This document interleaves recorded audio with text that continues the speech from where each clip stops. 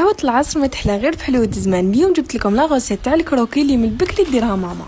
دون ان ريسيبيون خلطت البيض، السكر، لافاني وزيت دو سيترون حتى يذوب مليح السكر.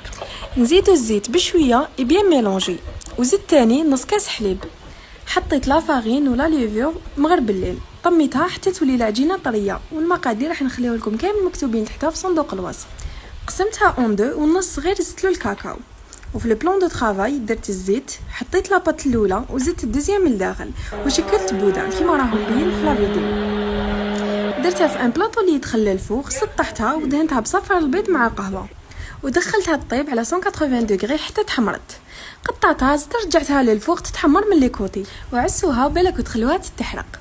اي فوالا، جربوها وكتبوا لي واش رايكم. سي vous aimez ce genre de recette خلوا لي قلب و كومونتير et partagez avec vos amis. باي باي، à la prochaine vidéo ان شاء الله.